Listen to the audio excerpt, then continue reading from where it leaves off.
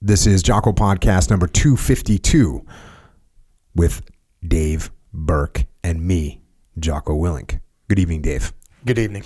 Echo Charles is taking care of some other business. On the last podcast, number 251 with Leif Babin, we started getting into the book Guidelines for the Leader and Commander by General Bruce Clarke, but we only made it 13 pages in 2.5 hours, and it's a 117-page book.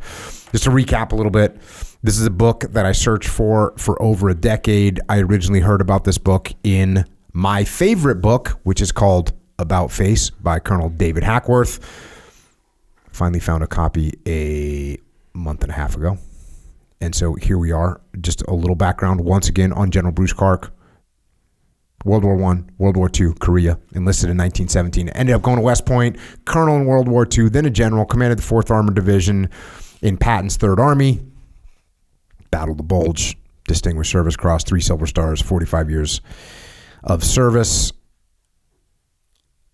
And then spent a bunch of time not only leading troops, but also training troops or overseeing training commands. So awesome career. Hackworth talked about him glowingly in the book About Face, and that's where this started. It took me a long time to find this book. Somebody texted me about it and said it was the white whale. Like, this was, and it was definitely hard for me to find this book, but we have it, and that's it. That's what we're going to do. We're going to go back into this book. So here we go, back into Guidelines for the Leader and Commander by General Bruce C. Clarke.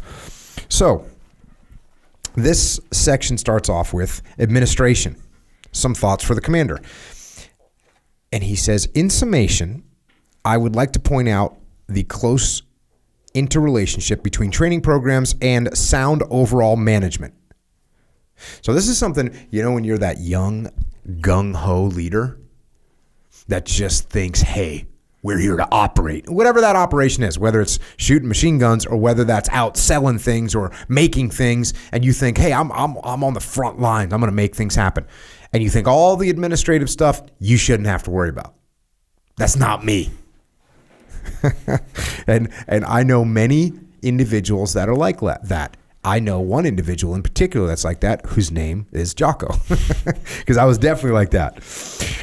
Many commanders, well, I should say I was like that when I was younger, because I realized this, and you can hear, we'll talk about the paperwork drills that we had to do and how Leif and Seth came to me, we shouldn't have to do this stuff. And I said, we're going to do it. We're going to do it better than anybody else.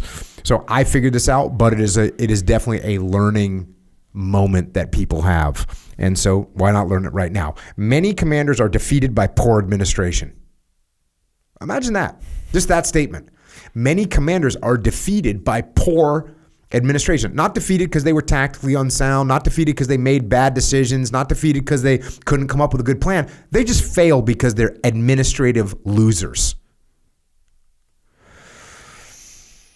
Without sound administration, a commander cannot succeed in his training and maintenance programs. Good administration is nothing more than applied common sense.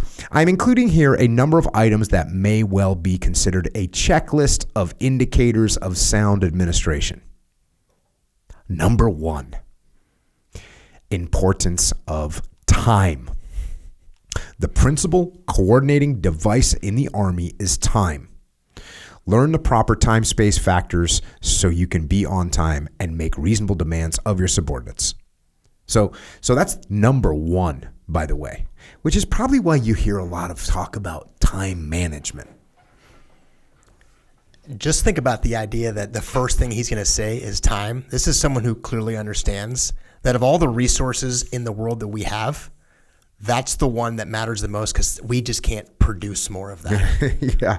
I was going to say it's the one that matters the most, and it's the absolute one that we have the least control. You know how much control you have time? You have 0. You cannot stop it. You cannot bring it back. You got to stay ahead of the power curve. I hate that feeling. And let me tell you what. I realized this a while back. So when you go to the airport, if you show up to the airport late, and now look, TSA doesn't care that you're late. The baggage handler doesn't care that you're late. The Uber driver does not care what time your plane is leaving. They're doing what they're doing. And so what that does is you have no control over that time once it started to commence. What do you have control over? Going to the airport a little bit earlier. Yeah. That's all. Not that big of a deal. Go to the airport a little bit earlier, and you won't have to worry about TSA. You won't have to worry about baggage. You won't have to worry about how long it takes for the Uber driver or the Lyft, let's give proper credit, or Lyft driver to show up and bring you to the airport. So how do you get control? You can't control time once it's unfolding. You can't bring it back. You have to plan for it appropriately. And there's a sense of urgency, and I have a pretty good sense of urgency. And you may or may not. I know, like at the muster, especially the earlier musters when when the backside wasn't quite the well-oiled machine that it is now, and it certainly is a well-oiled machine now. The early musters, it was not a well-oiled machine. So on the front side, people wouldn't know that when Leif and I were walking out on stage at 8 o'clock in the morning, we had 2 hours of sleep because we had to do whatever we had to do behind the scenes, and that's just the way it was. I can feel when the shortage of time. In fact, I think I feel the shortage of time every single day, every single waking minute. There's a thing that happened at some point in my life, and I don't know when that was, but I still think about it now. When you were just talking about the feeling, what I thought you were going to talk about is the feeling of when you feel like you don't have enough time to do something. So being late or whatever, or if I got stuff I need to prepare for. It used to be that I used to feel there wasn't enough time. And the feeling that makes me sick now is that anytime I'm behind, which happens, I look and like, man, I'm behind. I didn't get enough done here. I didn't prep enough here. The feeling that bothers me the most is looking back on the time that I wasted the day before or the week before when I thought, hey, this is now I need to get ahead. I got a little window. I got some white space here, which is actually pretty rare. And I look back on the time that I wasted, which is very different than there isn't enough time. I honestly don't think I've ever felt like I didn't have enough time. I always feel like I have wasted time. And that feeling of when I'm behind or unprepared, man, that drives me nuts to look back on what did I do yesterday or the day before? How did I waste so much time knowing that I can't get that back? And that's the feeling that bothers me. I think more than any other feeling is I wasted my time. Yeah, that is a doozy. And this is, by the way, item number one. Item number one, importance of time. Next, anticipate problems. Troublesome incidents or situations can be avoided if the probable consequences of existing conditions are previously anticipated. Incidents do not occur until the stage has been set for some time. The outstanding officer knows where things are likely to go wrong and plans preventive action. Spend a little bit of time thinking through contingencies. And then come up with a plan. And you don't even have to come up with this elaborate plan. You just have to know what you're going to do in a broad sense. Next, personality of the commander. Personality of the commander has an enormous influence on his unit. In fact, the unit may be said to be nothing but an extension of the commander's personality. It is essential that he makes his presence felt by leaving his desk to appear where work and training go on, and by talking to and knowing and influencing his men. How many times did you see that in the Marine Corps? How about going for like checking into a squadron? How much would the squadron reflect the commander of the squadron? Completely. I mean, that was always the ultimate difference. Because the thing about squadrons, it's probably true in a SEAL team, is that if you look at the squadrons from the outside, I was based at Miramar. There were 7 F-18 squadrons when I was there. On paper, they're all identical. Mm-hmm. Same equipment, same number. Every metric that you would measure it, it's all the same. There isn't one squadron like that they get better stuff or better people. They just get the same thing that everybody else gets. And the only difference was obviously the commander or the leader, and the squadrons would take on those personalities almost immediately when the new commander take over. It's crazy. It's crazy. That's an extension of, the boat crew story in Extreme Ownership. Hey, we swap out, we put in a good leader into this boat crew that's failing, and all of a sudden you've got this totally legit boat crew that's winning. And that happens. How many people are in a squadron? 200. 200 people. How many aircraft? 12. 12 aircraft, 200 people, and boom, you put a good leader in there. But I will say this, though. Well, you can correct me if I'm wrong, but the Marine Corps, from my experience, has a tighter group, a tighter variance on their officers than certainly in the SEAL teams. So in other words, you might get in the SEAL teams, you might get these outstanding officers, and then you'd get some really good officers, some solid officers, that kind of like the normal. You have some really kick-ass guys. You have a bunch of normal guys, and then you have the bottom group, which would be pretty outside the range. So the range would be pretty big. It seemed to me like the Marine Corps always had just tight. It's more controlled. It's a more controlled group. It's a tighter group. Maybe the high end is not as often that you're going to get some just guy that's outside the box of stellar. Look, maybe, I don't know. But I do know this. The chances of having a Marine Corps platoon commander that doesn't meet the grade is very low. Yeah.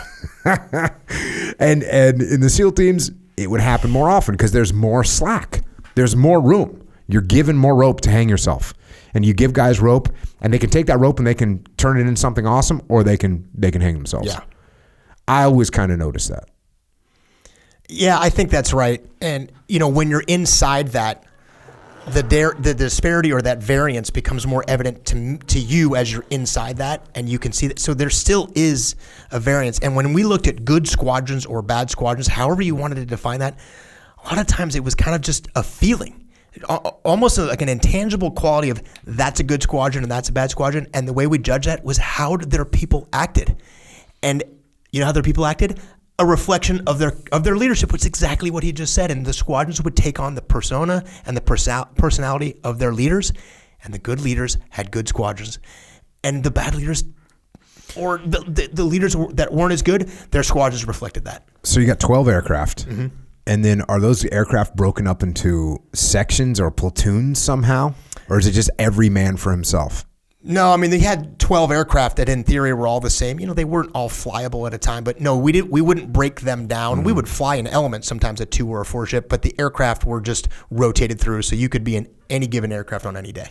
So in a SEAL platoon, you could have a great officer and you could have a great platoon. You could also have a great platoon chief or a great leading petty officer, mm-hmm. or assistant platoon commander. Chances are you're not going to get a pipe hitting assistant platoon. You can get some really solid guys, but they just don't have the experience. They're so young. Yeah. So basically what you needed was singular, really good leader. Didn't necessarily need to be the top guy, but somebody, at a SEAL team, you might have a great SEAL team commanding officer. You also might have, and that could really make the whole SEAL team great. You could also have a great SEAL team command master chief who's a kick-ass guy. You could have a great SEAL ops master chief. So as long as you had one of these guys in the team that was legit badass, you're going to pull it off. Unless you get somebody that's an idiot in there too. If you get somebody with a big ego, the command master chief has a big ego, or the commanding officer has a big ego, and all of a sudden you got conflict, then you all bets are off, and we got mayhem. But chances are, if you got one good leader, the group will take on the personality of the commander. Yeah. So if you don't like the personality of your team, guess what? Go look in the mirror. Next, counseling of individuals at the company level. The commander and the chaplain are the ones to whom the men will come for guidance when they have or think they have problems. Most commanders are usually surprised at the number of men who actually have real personal difficulties. These may take a variety of forms: money, troubles, family difficulties, disciplinary problems, character weaknesses, and spiritual conflicts. The commander's problem is twofold. First, he must train himself to recognize and to look for the early signs that identify a man with problems. Early recognition of a problem, like timely diagnosis of a disease, makes the treatment and cure easier. Second, having identified the problem, the commander must take the proper steps to correct it. Often his own counseling will have to be sufficient, but in other cases he will have to call on others for help. Here it is essential that the correct source be used, that the man whose pay record is incorrect shouldn't be sent to the chaplain, but to the finance clerk. All right, so we're making sure that we identify problems. We have to look for that. This has always been a problem for me because no one ever tells me anything when something's going wrong. No one wants to tell me that they're overworked or they don't want to do another operation or whatever. No one ever wants to tell me that. So I have to drag it out of people. I have to have intel sources that will tell me that the troops are getting tired or the guys are worn out or whatever. Recognition of outstanding work. This is the next section. A sure way to instill loyalty is to recognize outstanding work from your subordinates. Satisfaction in a job well done is a trait of all men, and recognition by others of the same good work will appeal to the vanity that lies in all of us. Another thing I'm bad at.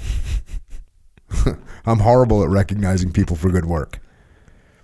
I just think everyone's doing what they should be doing, and it's very seldom that I take the time to thank somebody. I usually have to think about it. I'm horrible at that. Leif has told me though that when I would say something that someone did good, they'd be super stoked and everyone would be fired up. Recognition can take many forms: decorations, letters of commendation, oral acknowledgement at a formation, or the issuance of a 3-day pass. But whatever the form, is essential that the commander be alert to outstanding performance and give timely public recognition when it is due. What about just a simple head nod? Does that work? Yeah, that can work, man. I mean, part of that is you got to pay attention to what matters to your people. Yeah. And the thing that I always craved the most, the recognition. The recognition I wanted was to be left alone.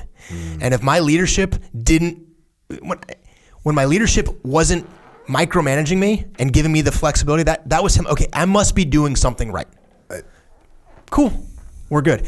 But there's nothing wrong with the recognition. I'm not trying to pile on the idea of don't acknowledge your people's good work, but what it matters to somebody doesn't always matter to everybody, and you got to actually pay attention to what matters. And over time, the head nod and keep doing what you're doing, dude, that's good to go. Yeah, I had trouble with this because, and I still do, because, when you're the boss, right? Well, in my mind, if I say, hey, Dave, good job, I think you don't care about that because I'm just some other guy that's trying to work hard and whatever. And I remember, I've told the story before, first got to Ramadi, needed a certain type of laptop computer for my office, and the radio guy, the IT guy, the radioman guy, who's a great dude, I told him, hey, I need to have a sipper and a nipper laptop side by side. And he's like, hey, we don't really have enough nipper.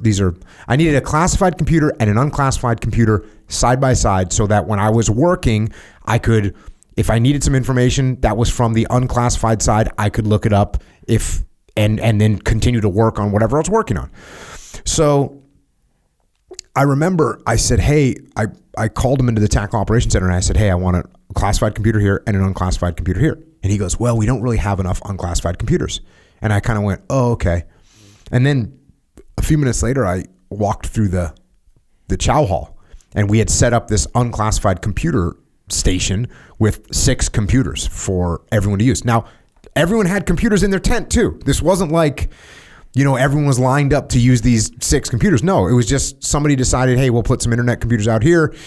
And so I walked out there and said, wait a second, we have all these unclassified computers right here. And I went back and I said, hey man, those computers that are out there, give one to me. And he was like, oh, roger that.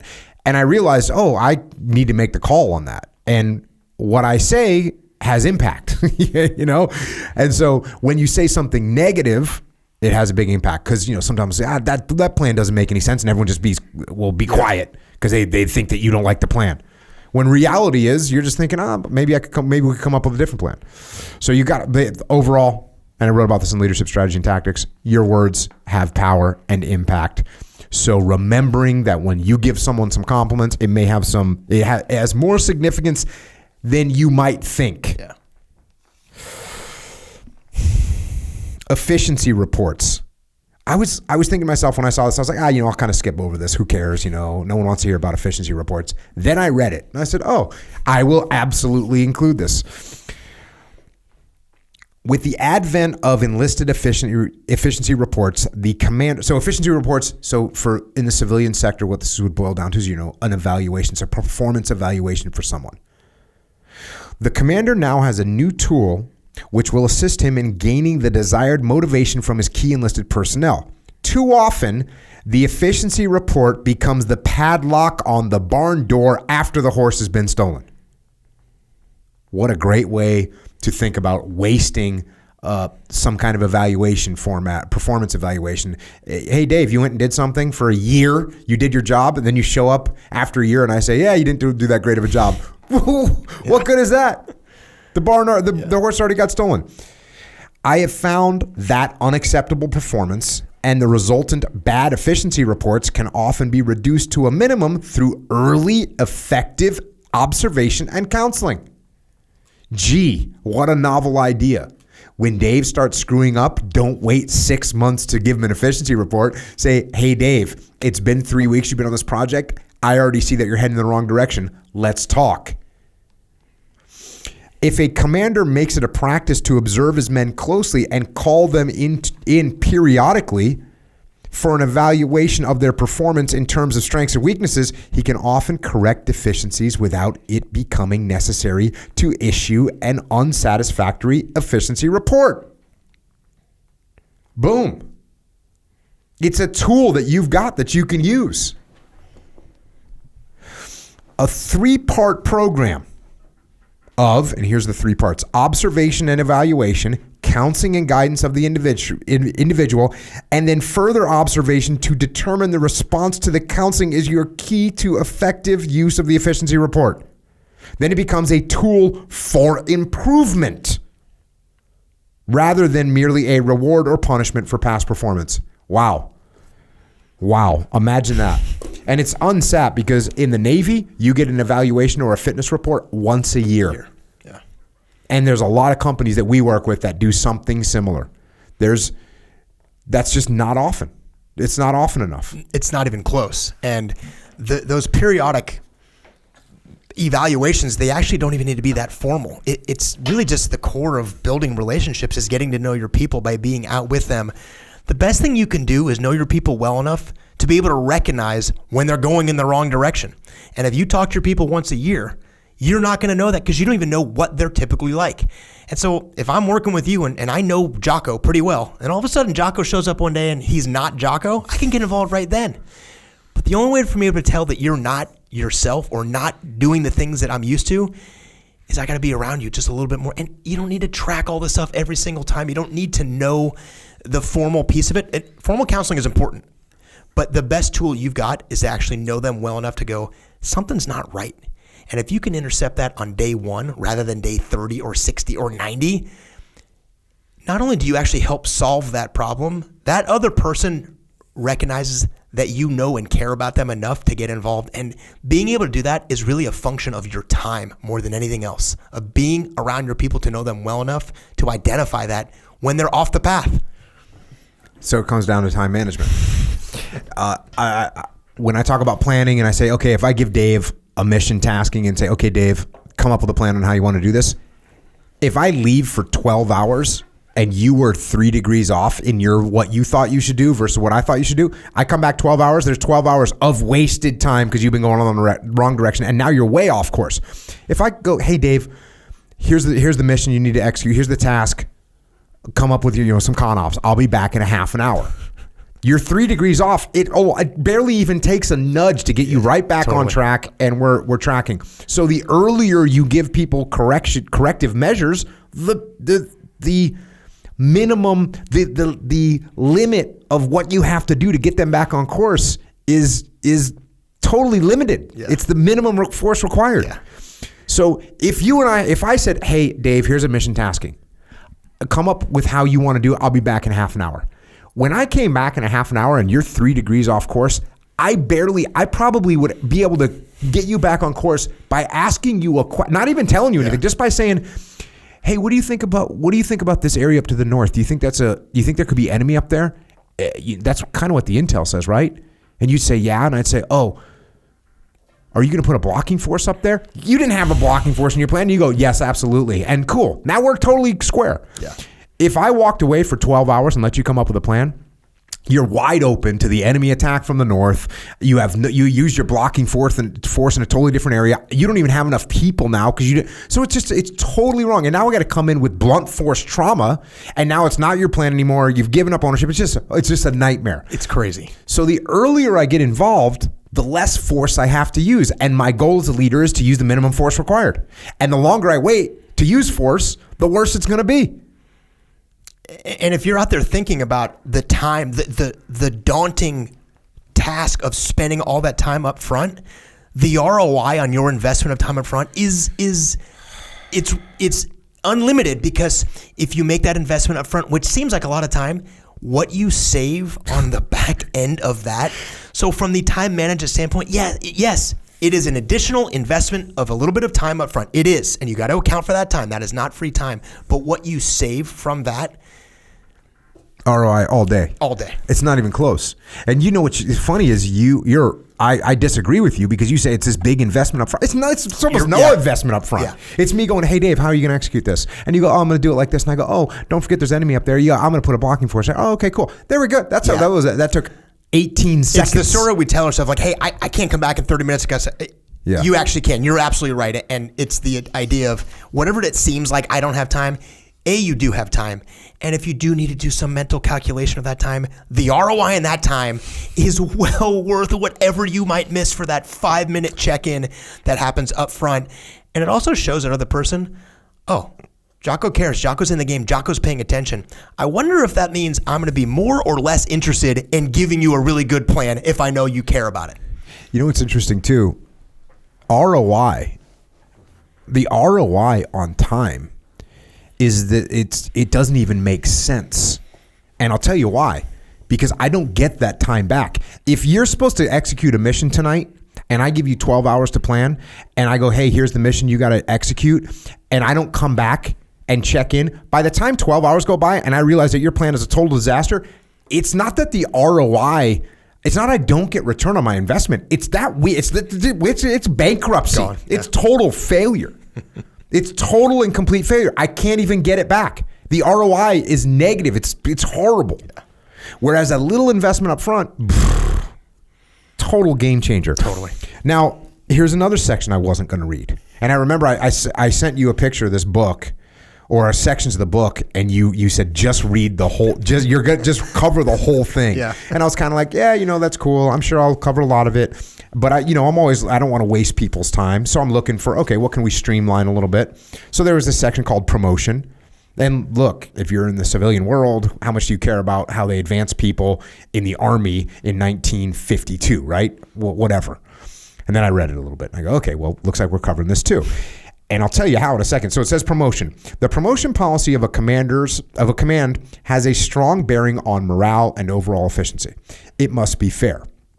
And by the way, this is one thing that you're going to start to pick up in this section of the book and in some of the other sections. There is absolutely part of General Clarke that is looking to get promoted. And you can feel it, and there's going to be other places where you feel it. And what's cool is you'll feel it, and he'll say it, and then a little later on, he'll hint that, you know what, that doesn't really even matter. So we're going to go back and forth. We're going to come up against some of these things where you say, okay, he's a guy that really cares, that's in the game just to get promoted, right? Which I am not a big proponent of, hey, your main reason to be in the game is get promoted. That being said, if I have got a team and I want to take care of my team, well, how do I do the best job taking care of my team? I get promoted so I have more leverage and more power, and I can be a positive influence on even more people. So getting promoted, if you're getting promoted for yourself, we don't like that. And by the way, when I say we, I'm talking about the people that work for you. If you're getting promoted for yourself, they don't like it. Yeah. We don't like that.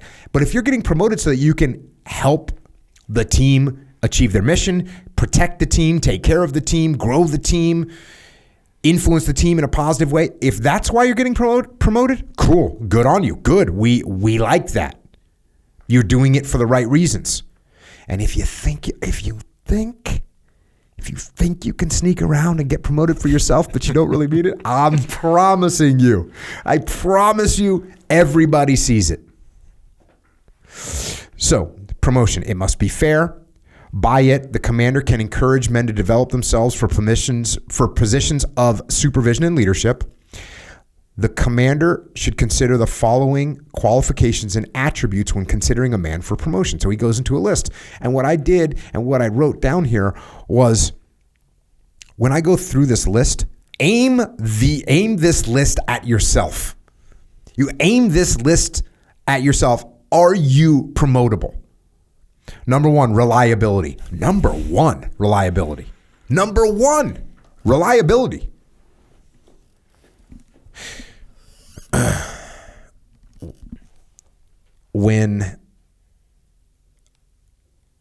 I talk about relationships, and I use the word relationships, I'm really talking about trust.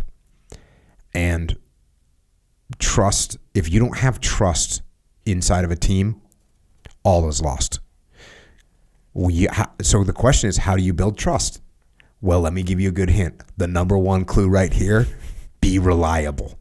Be reliable. Okay, so that's number one. Number two, his knowledge of his present job and his preparation for the next higher one.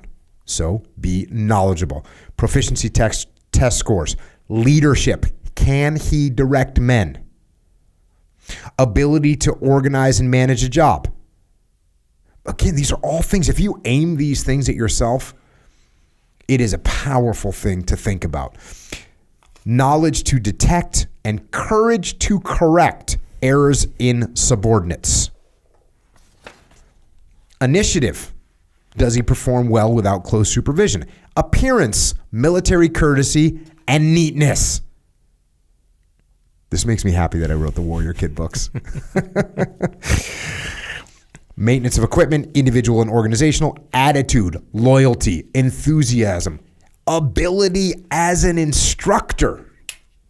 And I'll tell you where I've been thinking about, and there's a couple other things that will clue in on this. We've been developing leadership certification program at Echelon Front, and one of the things that we've been dancing around is the fact that there's maybe, we were dancing around with like two different pipelines. Like, you're either a trainer that's going to train people how to lead, or you're a leader and you're in a supervisory position and you're a management position and you're a leader. And then we've kind of gotten to a point where we say, listen, these are the same thing. And in order to become a good leader, you have to be able to teach. You have to be able to show people how to do things. So it's interesting that he's got ability as an instructor, because listen, if I'm going to promote you, Dave, from being in charge of a squad to being in charge of a platoon, I want you to be able to teach. I want you to be able to instruct. That is absolutely important. And in a leadership environment, I want you to be able to teach the team about leadership. I want you to be able to teach. When I put you in charge of a platoon, I want you to be able to teach your squad leaders how to lead. I want you to be able to teach your fire team leaders how to lead. And I also want you to be able to teach them how to break down a 240 Golf, right? I want you to be able to teach those things. So the ability to be an instructor is important, and it's equally important because when we teach, we learn. Yeah. That second point was what I was thinking in my head a lot is, Top Gun for my community is kind of the apex of instruction. The quality of instruction is kind of at its peak there because you get to focus just on that. You don't have all these other distractions going on, so you focus on that. I learned more there than I did anywhere else. And the ability to teach really comes from how much you truly understand something. And for me, being able to fly an airplane or run the radar or manage the systems, a lot of people can do that. But when you try to teach something, it exposes your gaps in knowledge. And a good teacher, when they break down what they're going to teach, they recognize, I don't actually understand this very well. So before I teach it to you, I got to go learn about this more. So the learning connected to the teaching, I learned more because my obligation was to teach it, and as I'm learning to teach, expose all the things I didn't know. So a good teacher actually has to understand it better than anybody else, and that connection between those two is so critical. And the idea of teaching is, I think, a reflection more than anything of how well you truly know something, and you don't really test yourself on how well you know it until you have to explain it to somebody else. Yeah, right as you started, I just wrote down, I hope he's about to say that as you teach, you learn. And that's exactly what you said. You identify the gaps in your own knowledge and you go, okay, I better figure this out. I better go run this drill. I better pull the thread on that until I understand it better. Next, participation in unit and community activities. Does he use his time off to improve himself? Aim that one at yourself. Is he a good soldier all the time? Is the job he is charged with being done better now than it was when he took over? Judgment and common sense, a good scale of values, ability to receive and carry out instructions. Has he been efficiently filling his grade position? Accident record, incident record, AWOL and Article 15, which means has the dude gotten in trouble before? Really powerful list. There may be other considerations. They should add up to confidence that the man will play his part well under any conditions, especially in unusual situations. What's interesting about that? Why does that make me think awesome thoughts? Because what that says is that this military guy who believes in discipline and believes in being able to do your job and being able to receive and carry out instructions. That's what he said. But he wants you to be especially able to perform in unusual situations. Well, how do you get good at performing in unusual situations? You get tested, you get tasked, you get things thrown at you, and you have to use your mind. It's great that you have the ability to receive and carry out instructions. This is my point. It's great that you have the ability to receive and carry out instructions. That's great. But if I throw something unusual at you and what you have to do is figure it out and you don't know how to do that, we got a problem. Yeah. Unless you want him as a member of your team, do not promote him or recommend him for promotion. The promotion policy of a unit commander should be published and understood by all. And then it goes into this next section, elimination of ineffective personnel. Dichotomy of leadership, when to hire, when to fire, when to mentor, when to fire. It is the commander's duty to contribute to raising the standards of the United States Army. What a beast statement that is. It is the commander's duty to contribute to raising the standards of the United States Army. One approach to this goal is a continuous evaluation of his personnel, officers, non-commissioned officers, and enlisted men alike. When ineptness is revealed or continuing ineffectiveness is detected in officers and non-commissioned officers, it is the commander's duty to see that corrective measures are taken, elimination or reduction in grade as appropriate. So, you've done your escalation of counseling. I've done everything I can to see if I can straighten Dave Burke out. He can't make it happen. Dave Burke needs to go bye-bye. The importance of a good but fair reduction policy is often overlooked. Few things disrupt a unit more than the presence of inefficient leaders. Gee, that comes as a big shock, right? Few things disrupt the unit more than the presence of inefficient leaders. So let's think about this. If Dave's working for me and Dave is inefficient and Dave doesn't do a good job and Dave drops the ball and Dave's working for me and I continue to allow Dave to be there, what does the team think of me? Yeah, what does it say about you as a leader? It says I suck as a leader. That's what it says. Or it says that you don't actually care. Because this leader, this Dave that's underperforming, who is he actually affecting? He's affecting the whole team. And, a synonym for that reduction in rank is rank is essentially responsibility. So as your rank grows in the military, your responsibility grows. So you don't have to have a ranking structure in your organization. You've got responsibility for, this guy's a team leader or supervisor or impacts the team. This guy's underperformance that you tolerate doesn't just affect this underperformer. It's all the people in his influence. And they're looking at you saying, this is what Jocko's going to put up with. This is the bar that he's going to tolerate. And oh, by the way, this affects me personally. And just like on the other extreme of getting rid of people way too soon, way too prematurely that you haven't invested in, keeping the wrong people around in terms of what that does to your leadership capital. Dude. Regulations provide for the reduction of enlisted men and the separation of officers for inefficiency in actual performance of their job or as a result of misconduct. The latter is where we fall most often.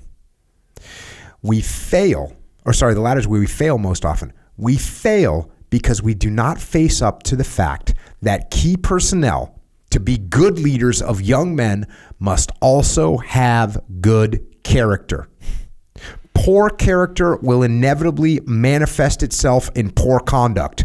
Leaders influence the actions of their subordinates. Most leaders are considered by those of less rank as highly qualified and competent. Therefore, when poor conduct is manifested off-duty by anyone in leadership capacity, it has a detrimental effect on the entire unit. Especially dangerous in this regard are those key personnel who are outstanding in their work, for their influence is even greater on troops who, observing them, will often emulate their actions even to the point of delinquency. If this condition persists, it can lead to a breakdown of discipline throughout the unit in an incredibly short time. Leaders with character deficiencies, regardless of how good they might appear in field training, are a luxury we cannot afford. What'd you write down? I wrote down character and conduct. I was thinking as you're reading this, you cannot, and I learned this in the Marine Corps, you cannot separate your work life from some other part of your life. If you are a leader, you are committed to being a leader all the time. And where you are scrutinized the most, where there's most risk, is how you act off the clock, if you want to call it that.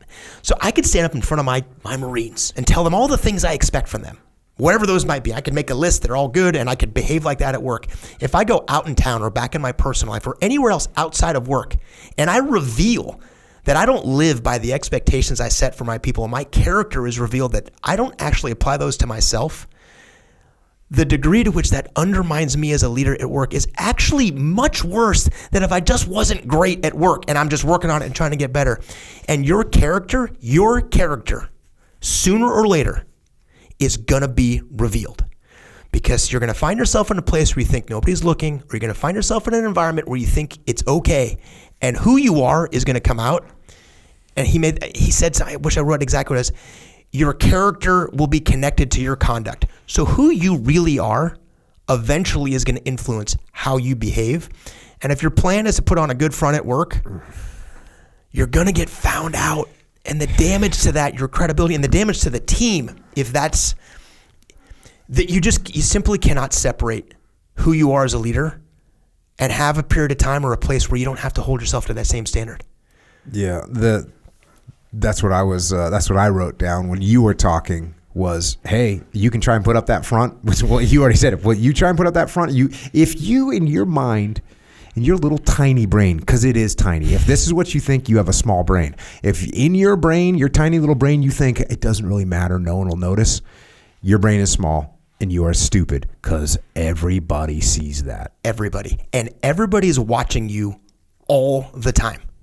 They're watching you. They see you all the time. Crazy. Reenlistment. While the commander should place heavy emphasis on reenlistment and do all in his power to retain effective personnel, he should bear in mind that the Army wants quality, not quantity. Make your program selective. Social life. Every Army post should be a close-knit, happy family. Commanders can foster this by ensuring that families of their men have adequate social life. Of particular importance is the inclusion of youth activities designed especially for youth and not for adults. Good programs in this field will not just happen, they will require your best people. You know, when you start looking at building what you just said, how do you expect the people to act if you haven't given them a good support structure with their family. It just doesn't work. Yeah. It is essential that all recommendations, he talks about this non-commissioned officers advisory council, which is, hey, you can assemble groups of your workers, of your team, of your employees, the leaders, the frontline troops. You can assemble groups of them and get feedback from them. And he says it's essential that all recommendations receive the attention of the major commander concerned, for failure to act on justified recommendations will defeat the whole purpose of having these councils. And you know what's interesting? We've been doing some work at Echelon Front with some of these councils, which is always cool because now you're getting people from different cross sections of the company that are sort of these councils. And that's been interesting. It's been very interesting. And it's kind of what we do anyways. When we go into a company, we get a cross section, but it's nice when the companies already have a cross section that we are talking to. So if you're running a company right now, or if you're in a company right now, it's a good idea to think about putting together some kind of a council where you say, hey, we need to take the best ideas, take the best practices, take the grievances that we have, assemble them together in a logical way to push them up the chain of command. Because if the boss, has us working late every Friday and the boss doesn't know how much that negatively impacts us, how can we expect him to change it? Answer, we cannot. Mm-hmm. Get together. Put forth information in a consolidated effort so that the boss knows what's happening. And if you're the boss and you get that feedback, implement as best you can. Act on it. Yeah. Direction of staff. The staff is no more than an extension of the commander's abilities, and a good commander must be able to handle the staff properly. Officers of a staff should carry out the commander's policies enthusiastically. By the same token, should bring to the attention of the commander those matters deserving his personal attention. Staff visits. To make sound decisions, the commander must receive timely and reliable reports from his staff, which means that his staff must visit unit activities. So talk to us, Dave, about what they're talking about when they say staff. So like when I was a commander of a unit, my staff, I had subordinate leaders that were responsible for different elements. So I'd have like an operations staff that ran the operations. I have a maintenance staff that ran the maintenance, and logistics and supply and all the different components. And out underneath these leaders, which were really staff officers kind of building the plans, were a whole bunch of people implementing their processes or their SOPs or whatever they had created. If you got a staff officer, someone working for you that has a plan and has their team implementing the plan out in the field or out on the flight line, and they don't go out there to see how effective it is, what the real barriers are, what the problems are, and they are sort of operating in that vacuum of their staff position or in their cubicle, their office, and they're not out there with those people, they have no sense of the real feedback of the problems and the challenges their people facing while they're implementing their plans. Mm-hmm. And so it comes, I think it's as simple as what you described. I think he said it like in the first page is leave your office and go out and spend time with your people to see what's really going on down there. But what if 7 years ago I had that job and I kind of remember what it was like back then? Is that good? Does that cover me? No. It also is just the connection to having your people see that you're willing to go out there and just spend time with them. The benefit of spending time with your people, on one sense, it's actually really important, and we can talk about all the different things that I would learn when I just spent time with my people. I learned about things. I learned how things worked. I learned the challenges they had. But there is some level of effort that it takes for you to get away from your desk as a leader to go spend time with your people.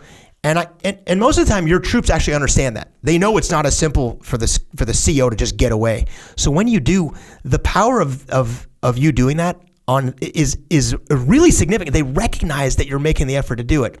Now, if your plan is to do, we call these touch and goes, had go out there and like show your face to the team. Mm-hmm. If that's your kind of like, hey, I'm going to show my face, and you don't actually get out and spend time with them, they're going to see that coming a mile away. But if you just spend a little time, what you'll end up getting is a bunch of unfiltered feedback that didn't run through the chain and get chopped by all your staff all the way up to you. You get unfiltered feedback. Sterilized. Totally. You know what? What you want more than anything, you want a 19-year-old Lance Corporal who's turning a wrench on a jet to explain to you why this is hard. Now, of course, you use the chain of command. I want that to run through the chain. I want to see that in multiple ways. But if you want unfiltered feedback to what's really going on with your team, you have to get down to spend time with your team. That being said, back to the book, it is essential, however, that a staff officer making such visits understands the thin line that divides staff supervision from meddlesome interference. So there's the dichotomy of leadership. Don't be jumping the chain. Yeah. He must realize that he is not a commander, should avoid criticizing subordinate commanders and report instead their shortcomings to his commander, and should he see that his reports reflect favorably as well as unfavorable conditions. So you've got to make sure that you're not just being a rat going out there. Yeah. And you've got to make sure that you don't interfere. Right? It can cause interference. If Dave, you're having a meeting at Echelon Front and you've got all the instructors because you want to cover some LDAP information, and you're doing a Zoom meeting and you're going to talk shop about a bunch of different things, and all of a sudden I just pop in there. Well, what am I doing in there? And you had an agenda, and all of a sudden I'm in there. Like, there's times where I'm just causing interference. Yeah. And that's really not what we're looking to do. Now, all that being said, go ahead. I was just going to say, especially as I got more senior, when I was in charge of an entire squadron, my bias was actually towards trying to spend time, and my bias was towards normalizing their view of me as a person. And let me just explain that for a minute. Every single person in the squadron knew who the squadron commander was. Everybody. From the next in command to me, my number 2 guy, all the way down to my most junior Marine. And if I did nothing, the natural state would be for them to almost put me in a pedestal that they couldn't even relate to me as a person. Along with that, I really didn't have a lot of time. I was busy doing a lot of things, especially dealing with higher headquarters and other components. So I didn't have all day, every day. So the times that I was out there was rare because I simply had a lot going on. So my bias, and I'm talking the needle a little bit off center, my bias was if I could spend a little more time instead of a little less time, if I could get a little more understanding of what's going on than a little less, that was my bias. Because the natural tendency for most people would almost put a commander on a pedestal that is not even a person. He's elevated to a status that is almost unrelatable. And if I could create just a little bit of thawing of, hey, I'm a normal person. I really want to know what's going on down here. I really want to have some connection to what you're doing. I would bias towards that. There were so many other forces at play. There was very little risk of me being the type of guy that I'm just hanging out. Hey, what's going on down here? Hey, how's your boss? And what? So the risk there was lower. Your point, I think that point is totally valid. And the reason I'm making mention of this is that, at least in the military, the chain of command is understood. And the barrier for me was that being so rigid that people didn't see me as a person who really wanted to know what's going on. So I would bias in that direction. If I was splitting the difference between what I was going to do, I would try to spend more time than less. If you're not seen as a human being, you don't have connections with the troops. If you don't have any connections with the troops, none of this, nothing that we're talking about even matters in any way, shape, or form. Basically, it just, you've got to be a person. Yeah. The question of visitors, back to the book. A commander can expect many inspectors and visitors, and it should be his policy to encourage and welcome visits from important officials. This, of course, means that his house must be constantly kept in order. That is how it should be. For the unit that is uniformly excellent in all things at all times is one that will be outstanding in battle. Look upon visitors not as interruptions or harassment, but as the chance to show the public just how really good your unit is. That's pretty epic. Dude, that is so important. And I keep coming back to my time as a squadron commander, because when I commanded a unit, it was the very first operational F-35B squadron in the world. It was the focal point of all things marine aviation. It was under a microscope. And we had visitors all the time. Everything from like U.S. senators, 4-star generals, the local congressmen.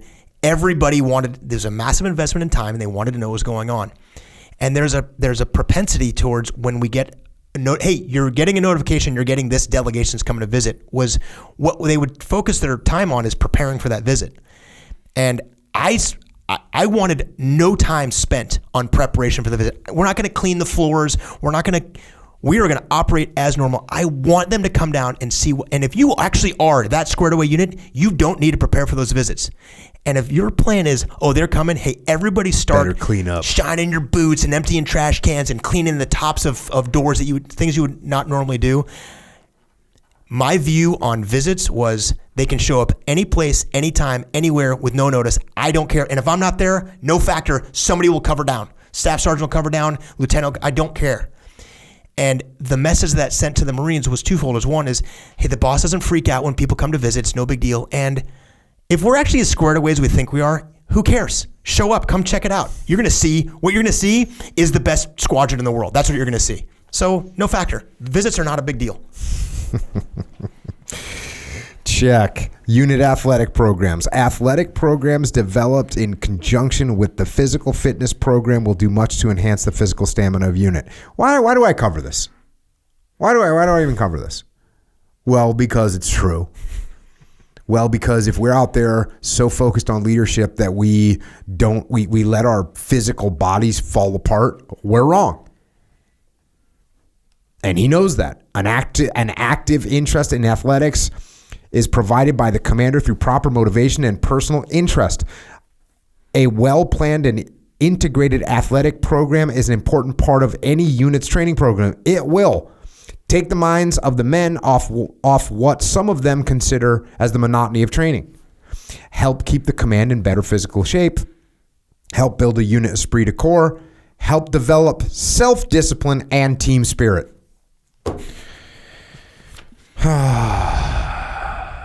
Man, we get away from that. Emphasis in athletic programs should be on the small unit level, such as company, battery, troop, rather than at higher levels. So, look, I don't know what situation you're in life or what your business is doing, but doing something physical together is very, very helpful.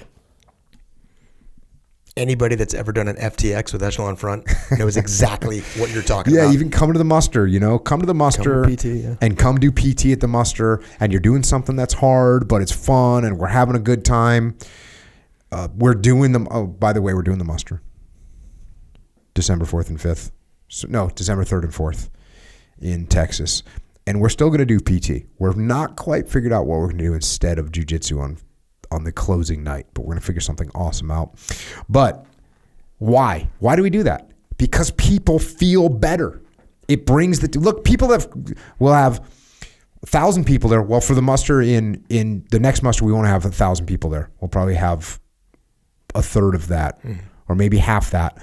But people from all over the country will get together. They've never met before, and they will bond in 45 minutes of early morning PT.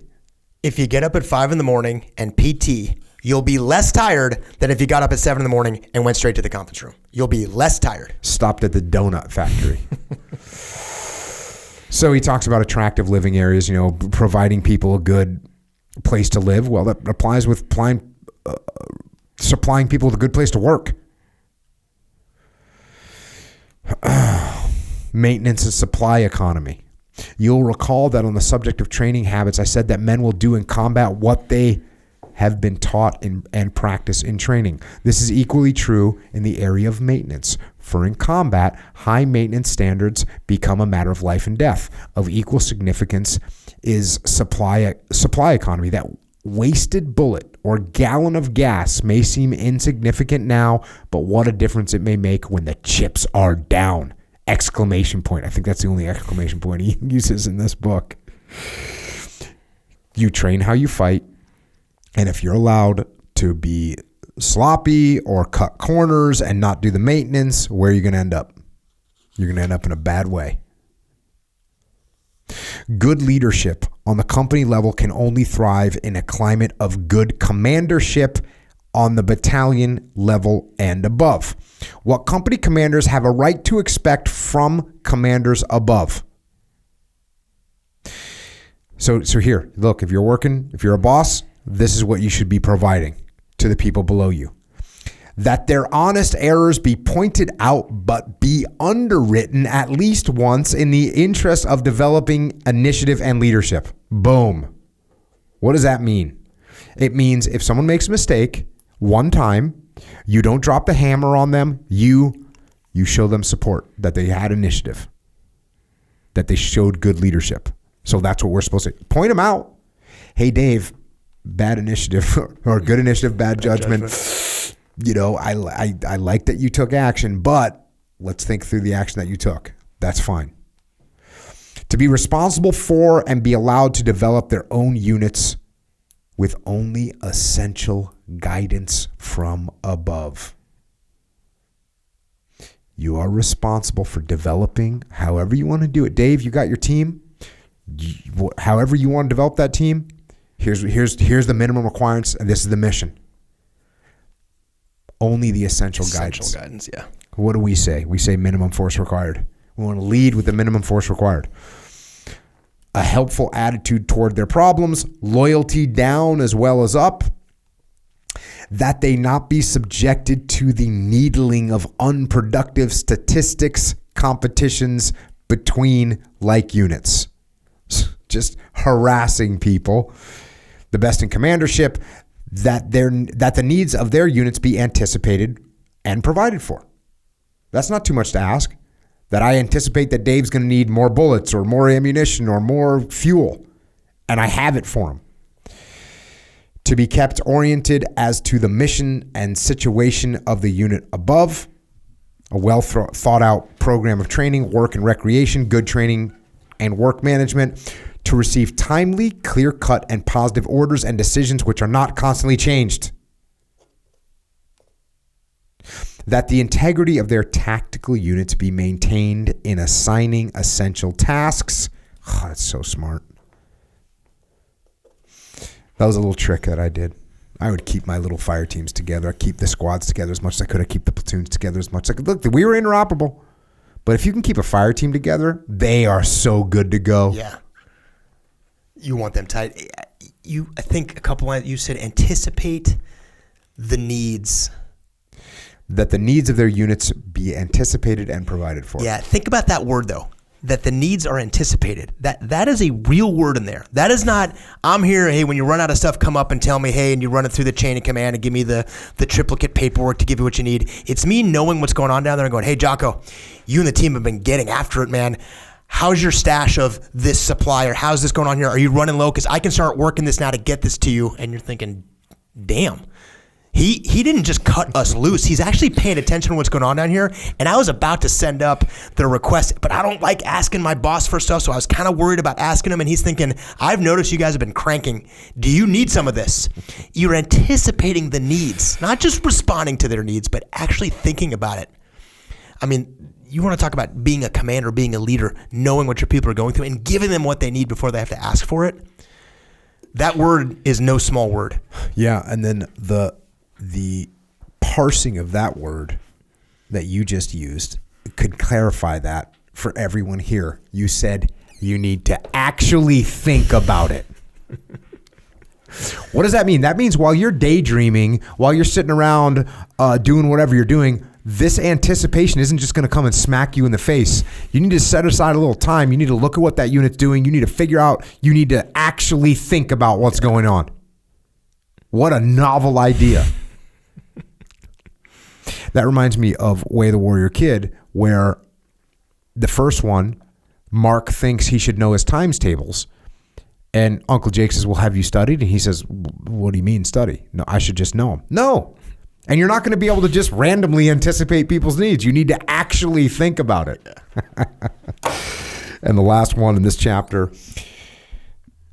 oh, sorry, not the last one yet, that their successes be measured by the overall ability of a unit to perform its whole mission and not by the performance of one or two factors. So look at people holistically. Look at units holistically. And then this is the last one. That good works by their units be recognized and rewarded in such a way as to motivate the greatest number to do well and seek further improvement. Good. Now we're going to roll into chapter 2. This is called leadership versus popularity. And this is interesting. This is where I start to sometimes when I'm reading leadership things, I'm like, wait, wow, that's really not my viewpoint. Hold on a second. Like this is a little, and then I continue to read and I find, oh, he's saying it a little bit differently, but sometimes people are actually saying something different, but they don't even mean it. They don't even mean it. And you're going to see what I'm talking about. So leadership versus popularity. The example of a strong leader. During the World War II period, I served a division commander as his chief of staff and later as one of his combat commanders for a period of over 2 years. He was a strong character and a strong leader. He had firm ideas about things that he liked and disliked and placed requirements on his officers and men in the fields of wearing equipment and uniforms, tactical disposition during field training, the care and handling of vehicles and other things, many of which were unpopular. At one time in an evening discussion period, I pointed out that these requirements to him and asked him if he felt that the effort he put into them was not excessive for the practical results which he achieved. His answer gave me insight into the problems of training and preparations and preparing troops for emergencies or battle for which I have never forgotten. He stated that in case of an emergency or battle, a commander was required to place upon his officers and men many requirements that were unpopular and for which time was not available for hesitation. The thought of being popular or unpopular should never enter the mind of a commander. So that's the part where I start going, yeesh, wait a second, what are we talking about? And I'm not totally there yet, but I'm a little bit nervous because what this translates to, and Leif has talked about this before, Leif had someone come and speak to the junior officers, a senior officer come and talk to the junior officers. And the message was, in no uncertain terms, hey, when you're in charge, you should not be liked. You should not be liked. When you're in charge, you're going to make all these hard decisions. People aren't going to like you. You need to be okay with that. And Leif had to kind of like, when this senior officer would leave, Leif kind of had to like back these guys down and say, listen, let me put that in perspective. Yeah.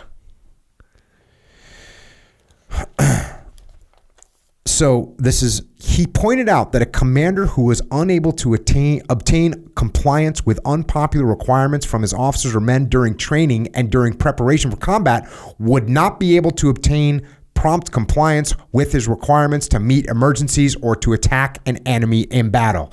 He said that the requirements he placed in the training period served three purposes. One, they conditioned his command to carry out promptly his instructions.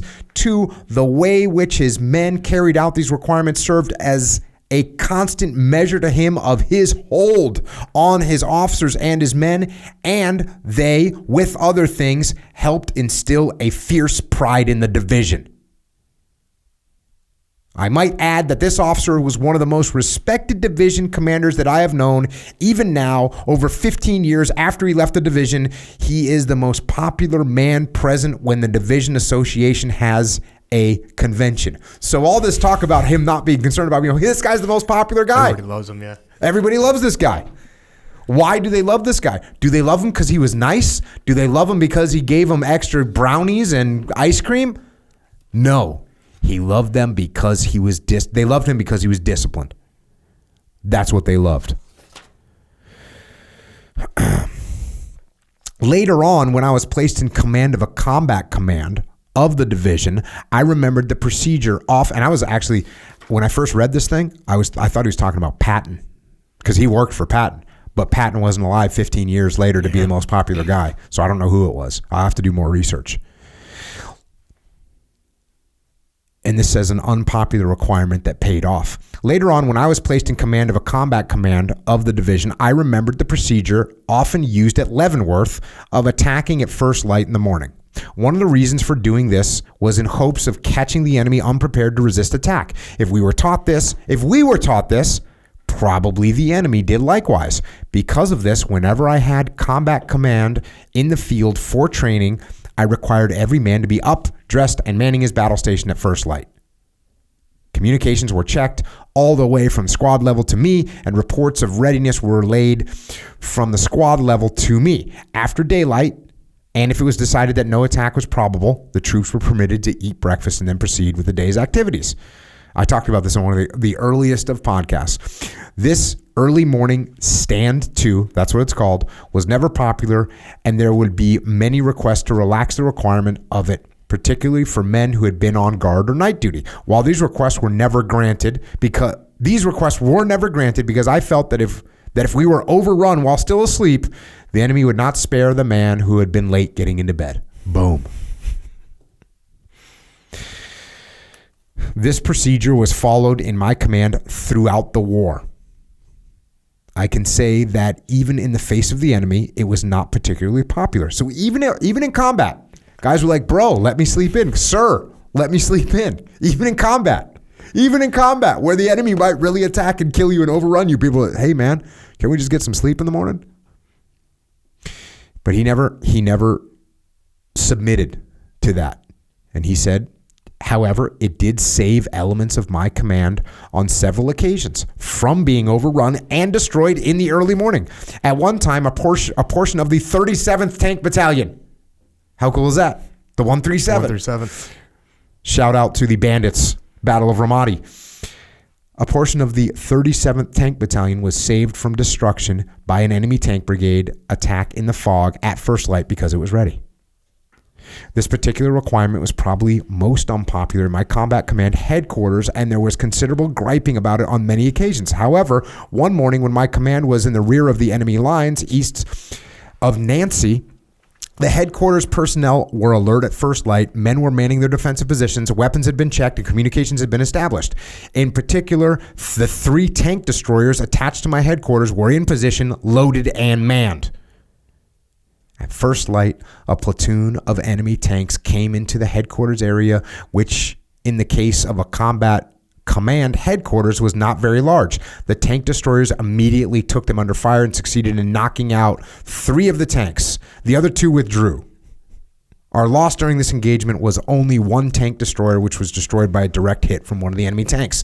There was much discussion of this attack in the headquarters in the days that followed.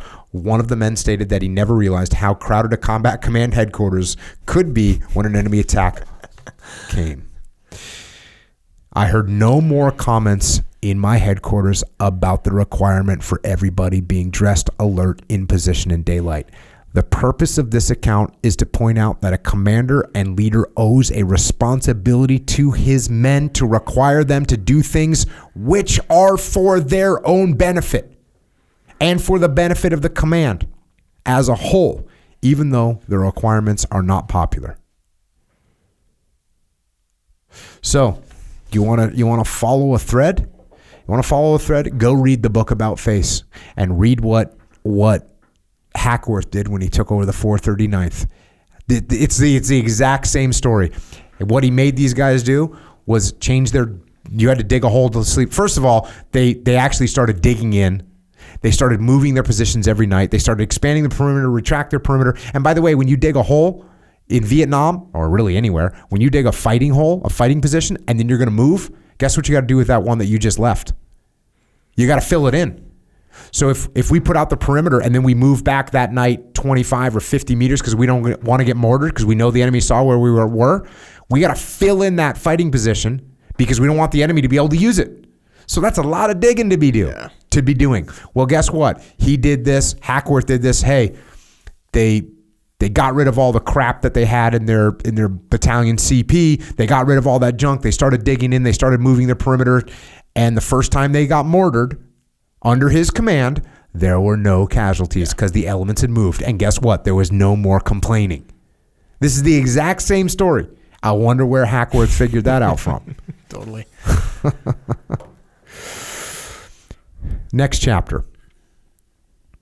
Ethics, conduct, and standards of officers. Subtitle: Set an example. I had such a good benefit. My benefit, the luck that I had in my career and my life is amazing. But one of the most amazing things is when I was a young enlisted guy in the SEAL teams, I was watching my lieutenant. I was tracking those boys. When they forgot a piece of gear, I was like, oh. When they were late, I was tracking them.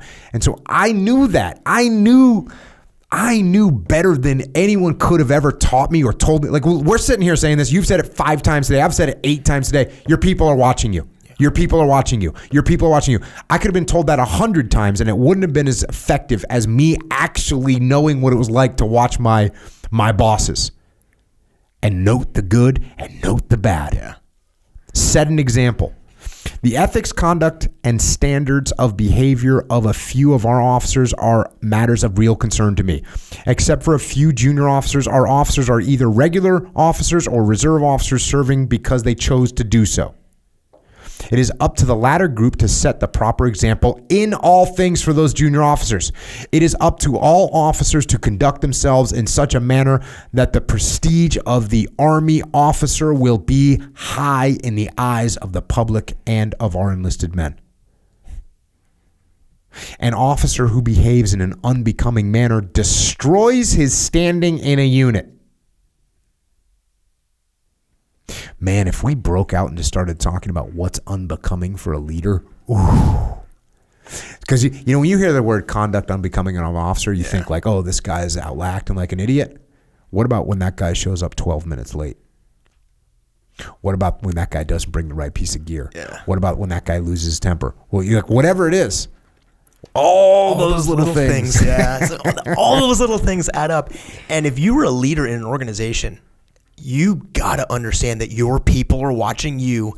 And what that actually is an opportunity to pull them into your sphere of influence. Because as a young Marine, I was looking for role models too. I was looking, when I was keeping track of those little things, that little slip here, that little slack over here, that little error here. And I was looking around when I saw the ones that were holding the line. That's where I wanted to be. And if you're that leader, you will pull these people into your sphere of influence. And you can lead and mentor them, and you can design the culture of the entire unit by yourself just by setting that right example, because you will pull people into your sphere and they will follow that lead and they will do the same thing. And then all of a sudden you got folks down the organization that aren't holding the line. You don't have to be the one to go down there and fix it, because you've got this little army of people on your little team that are doing that across the organization. So I was in the Thames back in the day, and I was getting ready. I think I had been picked up for the Seaman to Admiral program. So I had been picked up, and I was super stoked, but I was still at SEAL Team 1. I had finished out my time there before I went to Officer Candidate School. And then I would go from Officer Candidate School. So I either had been picked up. I think I'd been picked up. But another guy, another officer, another prior enlisted officer who did the program that I was doing, right? And he'd been picked up, and he had gone to Officer Candidate School, and then he showed up at SEAL Team 1. So he was very similar to me in the fact that we were both prior enlisted guys. He got picked up, I think it was 1 year ahead of me, and he shows up at SEAL Team 1. And I remember seeing this dude for the first time, and look, I just looked at him and I was like, damn, this dude is squared away. And I couldn't even really understand. I said, well, why does this guy's whole uniform look squared away? This guy looks like he's on another level. And, we're in the locker room or whatever. Well, guess what? He was wearing shirt stays. Do you know what those are? I do. Absolutely. Sure you do. So he was wearing shirt stays, which is the way that you roll with at OCS. It's like you're wearing shirt stays. That's all there is to it. So for those of you that don't know what shirt stays are, they are a piece of elastic material that you attach from the bottom of your shirt, which is tucked in, and they run down your legs, and then they attach to your socks. So no matter what happens, your shirt is freaking staying put, and it looks like it looks like the uniform on a mannequin. Yeah, it looks like that somebody dressed this thing for a mannequin.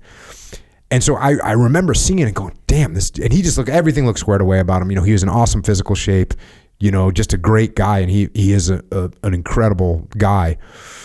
But I remember looking at him going, damn, this dude is squared away. And I saw those shirt stays. I didn't even know what those were. As an enlisted SEAL, I had no idea. Showed up at OCS.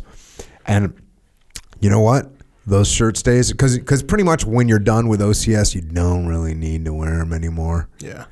Guess what? He did. And I did. Yeah. I freaking wore those things religiously because that's the difference. That's the difference. That's setting the example. You better look squared away. Yes. 100%. All the time. All the time. Where do you not want to look squared away? And look, if you got long-term plans and you want to build a team and you got long-term plans of having a good team around you, start early. I remember joining my first squadron and there's the training officer bill. It's called the training officer. It's like it's the senior of the junior officers. So it's that kind of the guy that's elevated himself amongst all the junior pilots that's kind of in a key leadership role.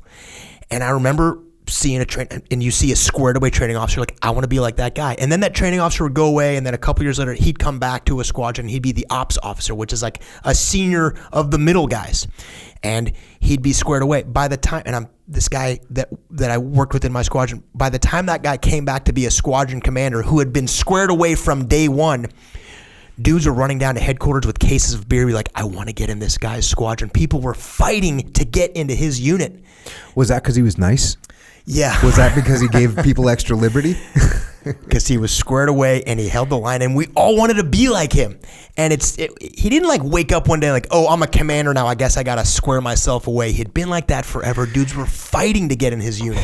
You know, I was talking about leadership capital the other day on EF Online because somebody asked a question about it. And one of the things is your reputation can contain a positive bank account of leadership capital. Yeah. It can also contain a negative bank account of leadership capital. And if you just decide that you're going to get squared away when you're put in charge, if that's when you make that decision, you're rolling in there with all kinds of negative bank account. It's a disaster. And with people you don't even know. Your reputation extends well beyond the people that you hang out with. Oh, for sure. You know, in these communities, people know you, have heard of you. People are going to run towards you or avoid you, and you don't even know who they are. And it's going to all be based on your account with them, how much leadership capital you've built. And it goes well beyond the sphere that you think you're part of. Everybody knows you in those leadership roles, and they're watching you. Back to the book. The enlisted men have no further respect for him. Oh, this is for the guy that behaves in conduct unbecoming of an officer. The enlisted men have no further respect for him, and he can no longer lead or command effectively. His value to his unit has largely been destroyed. When an officer accepts his commission, he is presumed to have had enough experience to have acquired the ethical and moral precepts expected of an officer and a gentleman. A record of long service is not an excuse for laxity in this matter. Damn, he's coming off the top ropes right there. I just put myself in mental check for my whole life. Too often, incidents are brought to my attention involving the intemperate use of alcohol. Drunkenness at any time and place is disgraceful. When combined with the operation of a motor vehicle, it becomes a potential killer. Drunk driving didn't used to be a thing. Do you know that? Yeah. Oh yeah. Yeah. Drunk driving didn't used to be a thing. No, it was a badge of honor back in the day in some units. When my dad crashed a car drunk in like 1955 or something, and the cop like pulled his car out and gave him a ride home. I mean, my dad was like 19 or something. Yeah. And I got hit by a drunk driver when I was a kid on a bicycle. And I got hit by a drunk driver. I got thrown off my bike. I had to get stitches in my head.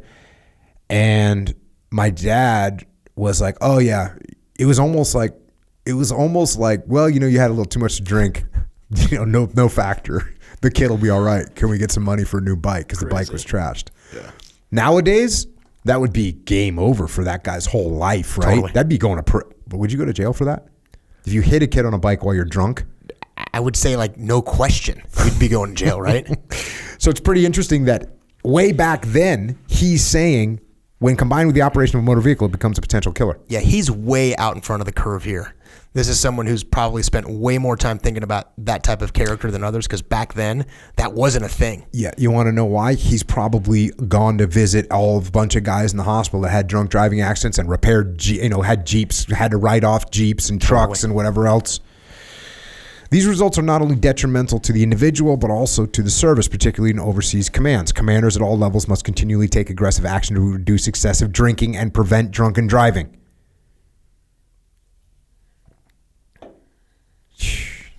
A long time ago. Again, officers are expected to set the example. The officer's code. Army regulations provide that an officer's signature is in itself a certification. His signature is his bond. A requirement is that an officer is so to conduct himself that he is deserving of such trust. Appropriate administrative and disciplinary action must be taken against officers who are guilty of misconduct and unwilling to live within proper code. An officer cannot expect to retain his standing and prestige as an officer where he is inefficient or guilty of unbecoming conduct. Each officer must clothe himself with such a scale of values that he knows instinctively the things that an officer does not do. The officer's code does not get less binding as he goes up in rank. The opposite is true. It becomes more binding. Dude, this dude is holding the line big time. I'm feeling like nervous. As I always have to point out, I was a young wild frogman. I did not come close to achieving these standards. Man, I would have loved to have read this book when I was 18, 19, 20. I would have loved to have people that were telling me, hey, bro, this is the path. This is it. This is what you want to do. And you know what it takes to be able to do that? Here's the reality. For me to say, hey, you know what? I made mistakes and I do not want you to make them. I want you to be better than me. I want you to be better than I am. I want the end state of your life, I want to be superior to mine.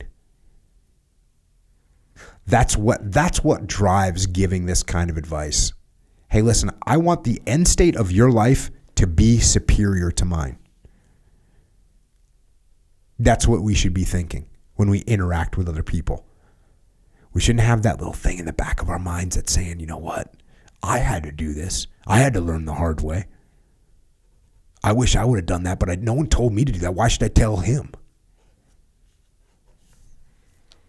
What do you got? Just wrote it down because that's a good one. That's leadership. Yeah. Yeah. Crazy. I was recently invited to the U.S. Army Command and General Staff College to address the faculty and students on the subject of commandership and generalship. Following my talk, I was asked to comment on the problem of integrity versus professional loyalty when an officer is confronted with orders with which he has a strong disagreement. I answered by citing two examples in my experience. Once, while a cadet, I asked a tactical officer a similar question. His answer was to carry out the order loyally, and then when you are in a tenable position to recommend changes if warranted. I have followed this with good results. So there's your first answer. Hey, I asked Dave to do something that you don't agree with. What should you do? Well, you should carry it out, and then you should pull me aside as soon as you get a chance, go, hey, Jocko, this doesn't seem like it's a good idea to me. Here's why. Good. Got that. This is a longer example. In another instance, when I was a commanding general of the U.S. Continental Army Command, we were charged with the service testing of an expensive and important piece of Army equipment.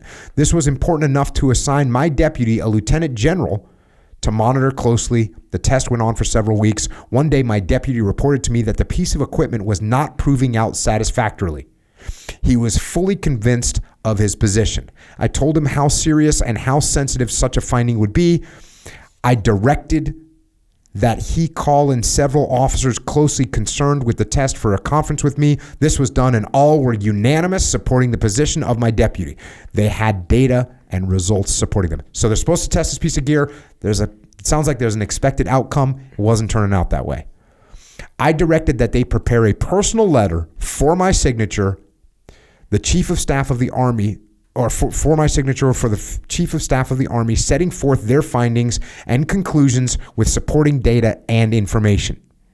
After approving and signing it, I had my aide deliver it by hand to the Chief of Staff. Within 48 hours, I had a phone call from the Chief of Staff. He was disturbed. He told me how serious this was, how important the equipment was, and how not only the United States, but an allied power was interested in it. He wanted us to take a positive approach and proceed with the program. My reply, so there you go. He wrote out, hey, there's the problems. These are the shortfalls. This is what we all agree on. I'm letting you know. And his boss says, hey, this is an interesting terminology. I want you to take a positive approach and proceed. Take a positive approach and proceed. So to me, I translate that as, hey, lean towards making this work. My reply was that I felt I owed him the loyalty to bring the facts as I believed them to his attention, and having done that, I was prepared to carry out fully his further instructions. The morals of this true story are the Chief of Staff was in a position to, now this is important, the Chief of Staff was in a position to know of considerations and factors of the highest importance which I could not know. Now, where I think this is, if Dave comes to me and says, hey, I object to this, or I got this issue, my response would be like, hey, Dave, here's what's going on, man. Here's why this is important. Here's what's happening. Yeah. I would tell you why. Here's some things you see that I don't see. Yep. Here's some things you know I need to know. Yep. I had satisfied both my integrity and professional loyalty as well as my duty to my superior. I was now free to proceed without compromise on my part. To take a negative or I told you so attitude would not have been becoming to a member of the team, all members of which were dedicated to doing their best for the Army and their country. So I wrote about this in Leadership Strategy and Tactics almost ad nauseum, but there's so many different ways to talk about it. And I even, one that I cite all the time is the Band of Brothers, Dick Winters. Totally. Yep. You do the recon, someone gets killed. The war is literally within days of ending. You do a recon, someone gets killed. You come back, you get told to go do another recon the next night, and you say, got it, boss. And then you go have the guys drink wine in a cellar, and you don't do the recon. Is that a good call? Yep.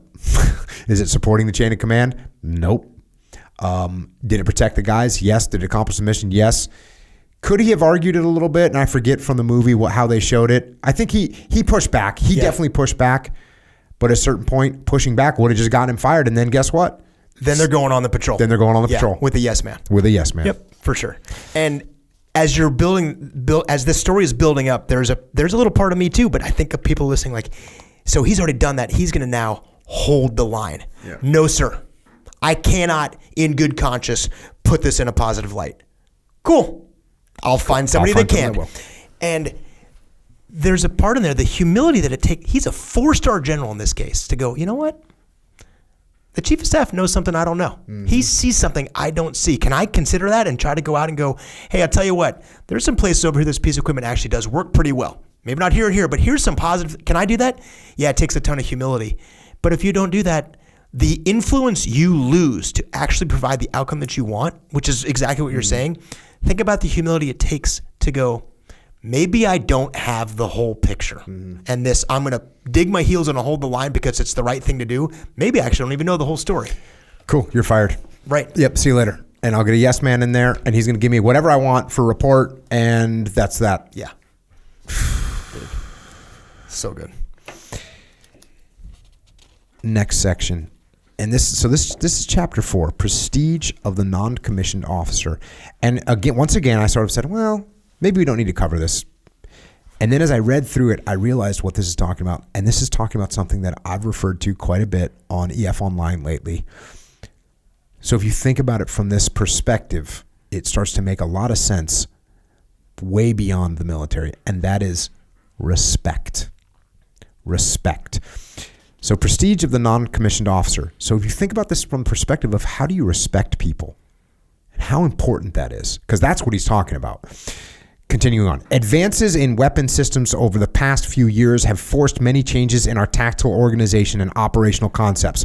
The keynotes of our modern army are mobility, dispersion, and small unit operations. This concept, coupled with the many new tools of war, requires greater reliance than ever before on our non-commissioned officers. What are we talking about? We're talking about frontline leaders. So if you're in the civilian world, we're talking about frontline leaders.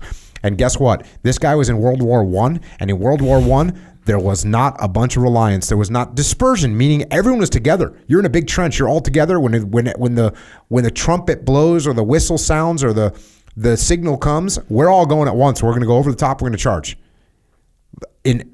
with hundreds and hundreds of men at the same time. There's no dispersion. We're all close together. It's not small unit operations. And we're not moving. So he saw that. And look, he says mobility, dispersion, and small unit operations. What was World War I? It was not mobile, it was not dispersed, and it was not small unit operations. By the time he gets to Korea and then he gets to World War II and then Korea, it's totally different. And now he realizes the importance of the frontline leaders. So how do we rely on these frontline leaders? So if you're thinking about your frontline leaders, here's what you need to do. Fully develop the non-commissioned officer to fulfill his role. A commander must place responsibility on him and permit him to assume his place in command. You have to give them ownership. In doing this, standards of performance need not be lowered. Honest errors must be expected and tolerated, but corrected. Senior personnel must not usurp responsibilities which provide the experience needed in developing our junior leaders. Don't be the yes man. Don't be the easy button. Don't be the easy button. Emphasis should be placed on the non-commissioned officer's role. Leader, trainer, supervisor. Leader, trainer, supervisor. This goes back to the developing the echelon front certification program. Think about this. Leader, trainer, supervisor. He's got them all mixed in like we eventually got to. Yeah. I didn't even have this book when we were starting to develop the program. Now that I have it, I'm super stoked that we came to the same conclusion. Yeah. And that is that a leader, a trainer, a supervisor, a manager, an instructor, they're all qualities that are needed as you come up the chain of command if you're going to be in charge of people. There follows a list of suggested actions that may be taken by each commissioned officer at all levels of command to further the efficiency and enhance the stature of the non-commissioned officer corps. Again, how do we respect our frontline leaders? Because the more respect we give them, the more respect they're going to give us. The more ownership we give them, the more ownership they're going to take. Authority. Prevent the use of non-commissioned officers for menial and degrading tasks. Okay. Ensure that non-commissioned officers are consistently addressed by their rank. So you're giving them that respect. Adhere to the chain of command through non-commissioned officer ranks, right? So you don't jump down to the front line and start talking to them without talking to that frontline leader. Reduce requirements for officer supervision or mandatory presence at troop formations. Let the non-commissioned officer take charge. Give them ownership. Sometimes, for those of you that aren't watching this on YouTube, when Dave just fully agrees with something, he doesn't nod his head yes. He shakes his head no, as if to say this is just no disputing this at all. Yeah. Avoid mass withdrawal of non-commissioned officer privileges, but take positive action against individual concerns. So don't do collective punitive actions. When appropriate, permit key non-commissioned officers to attend staff conferences and commanders' briefings. Hello. Take that frontline leader, bring him into your higher level meetings. Let them see what's going on. Ensure that deserving, high-quality non-commissioned officers are commended for outstanding performance of duty by awarding them commendation ribbons, letters of appreciation or commendation, or certificates of achievement, or, and this is Jocko's addition, give them more responsibility, give them more ownership. Refrain from over-supervising the non-commissioned officer after a task has been assigned. Don't micromanage. Issue mission-type instructions rather than detailed orders. Once again, I feel like I owe this guy money. I haven't said that yet on this podcast, but when I read these things, I feel like I owe this guy money. Whenever possible, place senior non-commissioned officers under the supervision of commissioned or warrant officers. Inform non-commissioned officers in advance of significant matters pertaining to the unit, such as maneuvers, field problems, training requirements, disciplinary matters, standards, to avoid unfounded rumors and allow for necessary advanced planning at all echelons. Does it make sense that you keep your unit informed? You keep your frontline leaders informed? What do you think they do when you don't tell them what's happening? Do you think they sit there and silently await your word? No, they make shit up. They make it up, yep. Is there more? Because this is ridiculous how good this is. Grant non-commissioned officers. Again, if you're listening to this and you're not in the military, just replace this with your frontline leaders. Yeah. Grant frontline leaders a greater voice in allowing privileges or awarding punishment. Consult with them on matters involving the reclassification and promotion of their subordinates. Let it be known that they greatly influence these matters. This whole thing is about giving away responsibility and giving away ownership. Use senior non-commissioned officers to assist in conducting inspections. Ensure distribution of directives to non-commissioned officers so that they may have current information on military matters. Keep your frontline leaders informed. Use senior non-commissioned officers as instructors. Back the actions of non-commissioned officers publicly. Refer to them as non-commissioned officers, not as NCOs or non-coms, which are two slang terms, which I do all the time. NCOs, non-coms. He's saying give them that. And look, it's a little slang term. Give them that respect. Yeah, and the title is the prestige of the non-commissioned officer. I mean, that's what he's talking about. I mean, that was just a recipe for leadership right there. And like you said, these are your supervisors. These are your frontline supervisors whose management is of the people right at the point of friction, the ones doing the work. So these are your first line supervisors and second line supervisors closest to your people out there making it happen.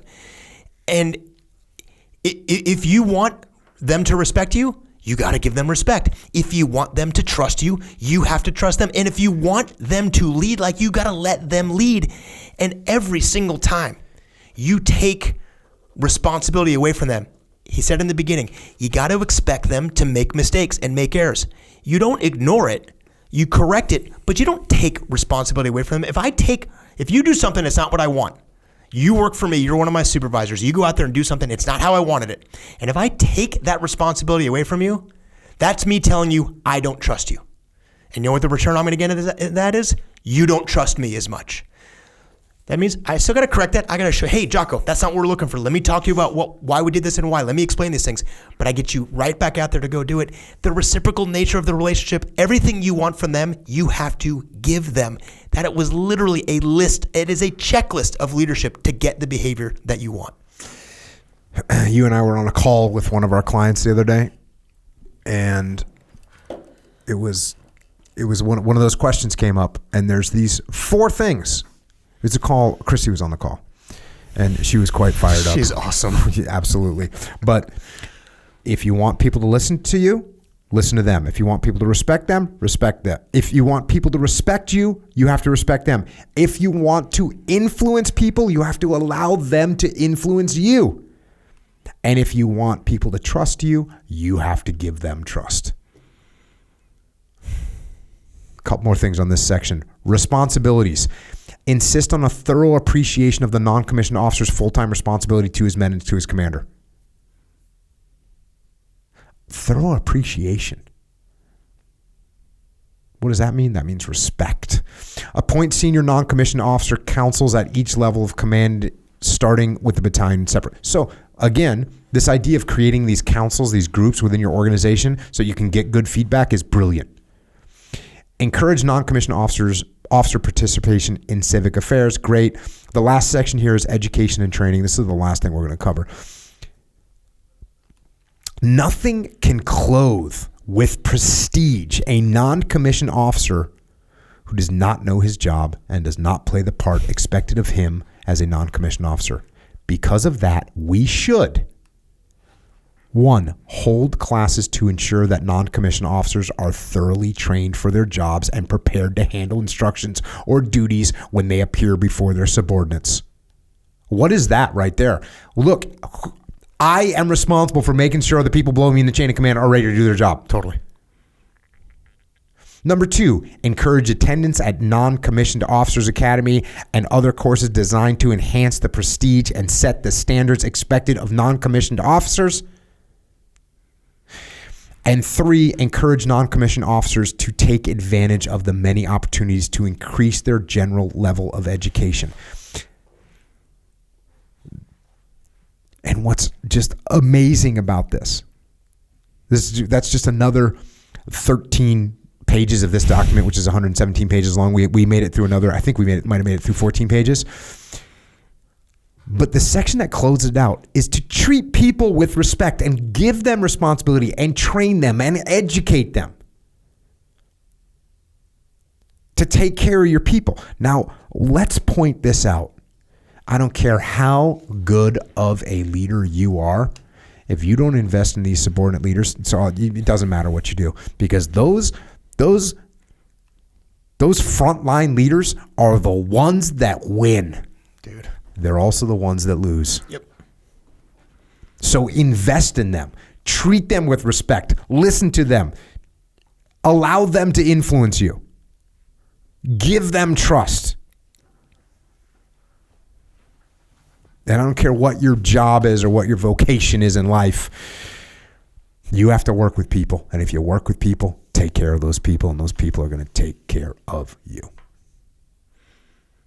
And speaking of taking care of people, Dave, I know that you know that when the aircraft cabin loses pressure, the oxygen masks drop down, and you have to take care of others, of course, but before you can take care of others, you got to take care of yourself to make sure that you have enough oxygen to live so that you can then put the oxygen masks on your children.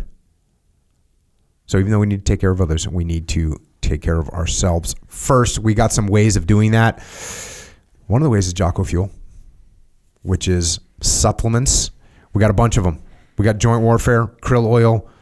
We got Discipline Go. We got Discipline with the cans. Are you on number 2 right now? Number 2. What flavors have you torn to today? Dak Savage, Jocko Palmer. What's the preference? That doesn't actually count the one I had earlier today for my gig. Check. So I guess I'm on number 3.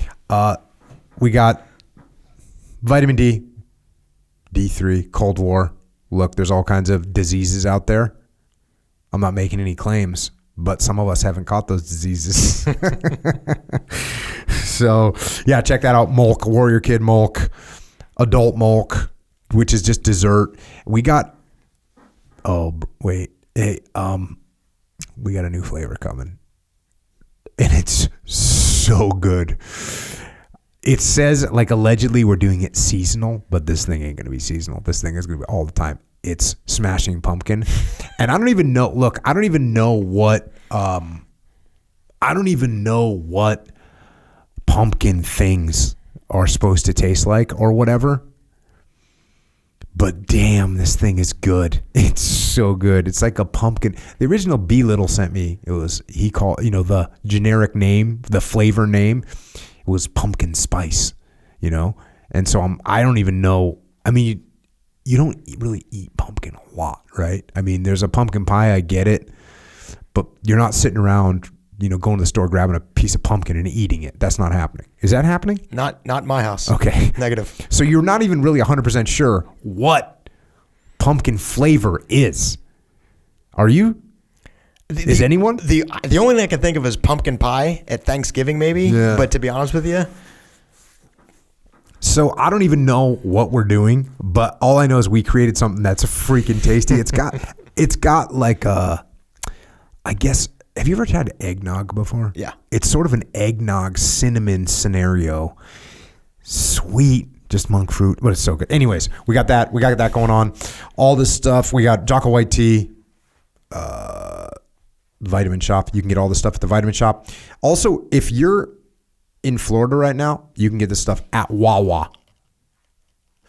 Coming soon, hopefully, to all Wawas. if you're in Florida and you want to just kind of just full on support the cause, great. Here's a good way to support the cause. Go in there and just clean them out.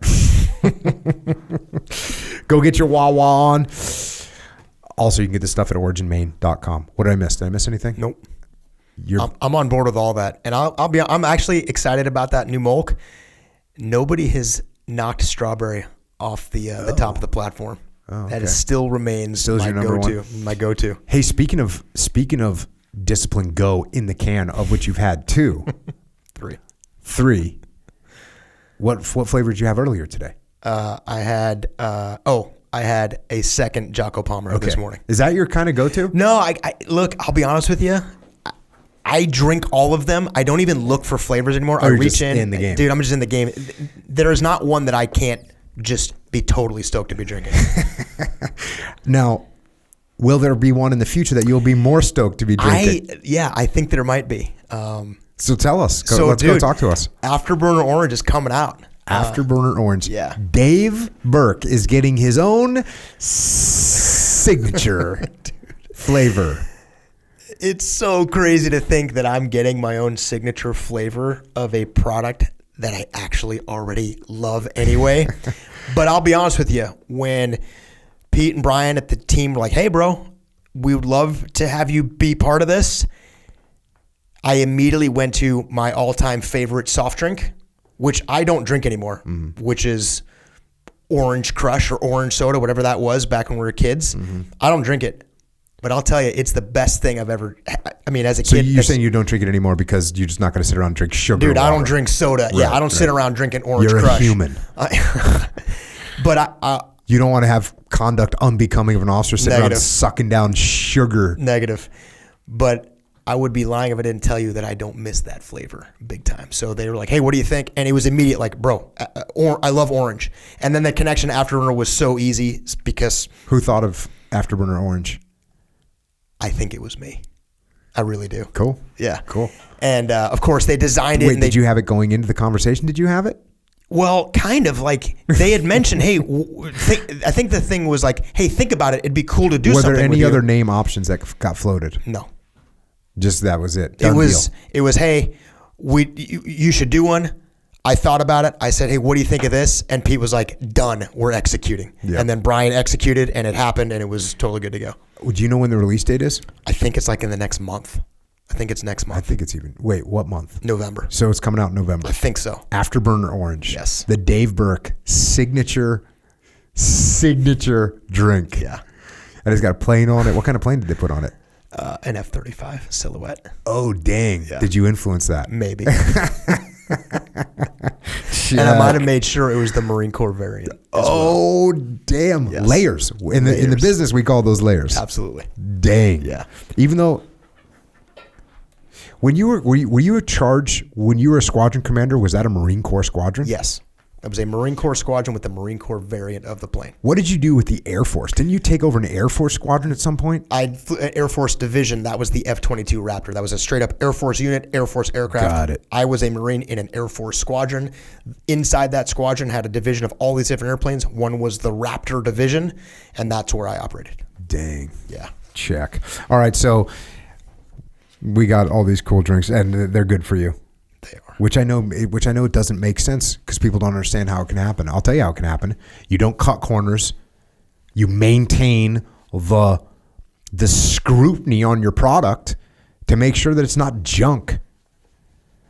So like I said, Vitamin Shop, originmain.com, you can get them, and Wawa. Soon to be worldwide. Also, if you want jiu-jitsu gear. So jiu-jitsu gear, you're going to need jiu-jitsu gear because you want to train jiu-jitsu because it's going to free your mind. It is going to free your mind. Go to originmain.com. You can get gis, rash guards. You can also get shorts, T-shirts, joggers, and guess what just went back into production? Do you know, Dave? I don't. Oh, a little something called Delta jeans. And I'll tell you what, they're freaking savage. I said one time, and Pete got a big, what is it? A chuckle out of this. Which you can picture Pete chuckling, right? He's kind of a chuckler. He was chuckling when I said that Delta jeans are the greatest thing that I've ever put on my legs. And so check out that. We got boots there. All that stuff's available. It's all made in America. And that is what we're doing. We're bringing manufacturing back to America. That is what we're doing. Go to originmain.com for that. We also have another store, which Echo named Jocko's store. Did Echo name it that? Yes, he did. Actually, he legitimately did. I guess, so I was going to take the hit on the lack of creativity, but I'm going to say Echo is definitely involved in making Jocko's store. JockoStore.com. We got rash guards, t-shirts, hats, beanies, all that kind of stuff. We got Warrior Kid soap there so you can stay clean. So check out JockoStore.com. All this stuff will help support the podcast as well. Don't forget to subscribe to the podcast. Leave a review. I also have some other podcasts.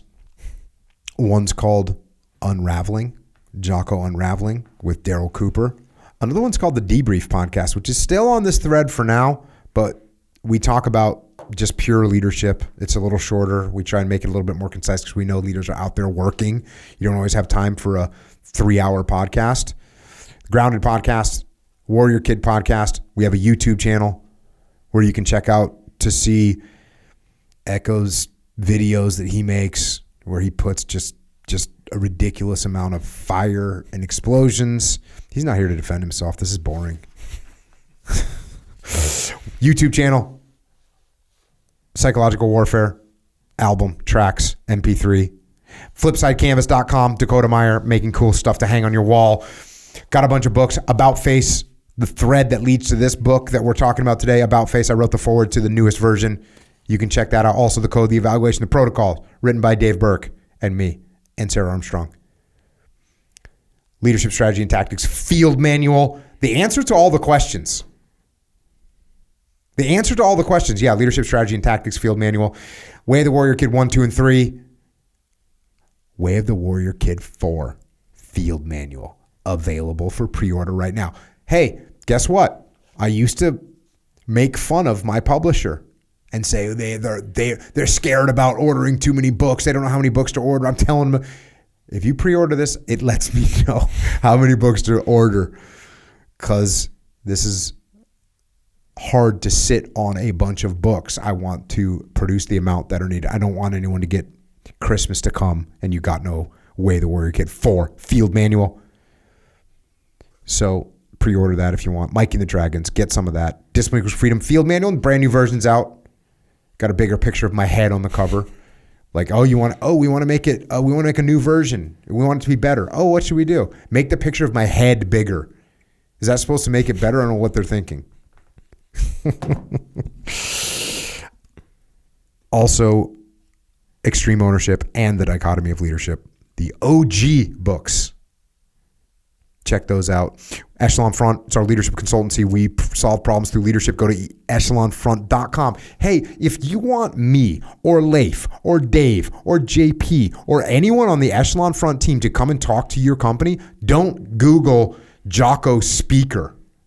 Go to echelonfront.com. If you Google Jocko Speaker, there's going to be people that are paying Google words to get you to click on their thing, and they're going to be a middleman. You don't need them. Go to echelonfront.com. If you want to get some other training for leadership, go to efonline.com. This is what we do.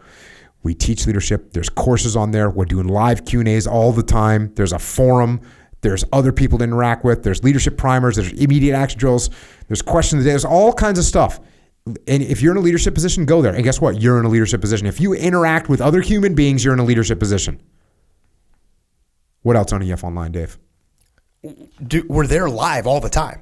We were there yesterday. We're there tomorrow. And you don't even know what day it is that you're listening to this podcast, because it's either going to be today or tomorrow. You can talk to us directly live. So come join us. The questions are awesome. What if someone has a question for Dave Burke? What should they do?